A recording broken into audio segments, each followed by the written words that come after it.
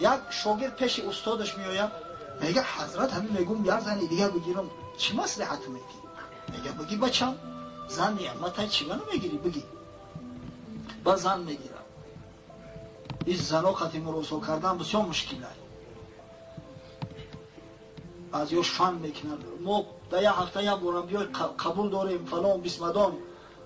انا بعد وقتی که مردک گریف و در بالای گردنش سوار میشه و احوالش بد میکنن خداکت مجا کنن بعد با تو چی ها کنن. این بیچاره شاگرد آخر الامر کارش به حد میرسه به حد در عذاب کلفت میغلطه. یه روز خونه زنی که خوردیش میره و راهش نمیته خونه زنی کلونیش میره که میگه برای پیشم بیوی میداکید برم دیگه میمونه به جای خوب میمونه.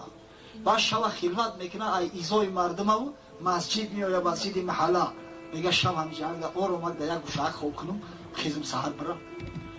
یا تاریک در چیز پشت بر میخوره میافتاده بالای کسی یا آواز میبره که آبچه سروسیما نشه خشرو بیو گرگ سرت میکنه میبینم استاد شاید یه حضرت خداتی میگه هو آی تو در اینجا خوبی میگه اوخی میگه حضرت چند تا بخشیده همه چیزی بچه میگه یک کریم سوشی اوخی میگه تمام احوال هم میدونسته برای چی برای نصیحت نکردی اومدم مخصوص ایت مصلحت پرسیدم مشورت پرسیدم میگه بچه من در همینجا خودم توقع زیق شیدم خواستم یا همراه داشته باشم این اترام همراه هم شد.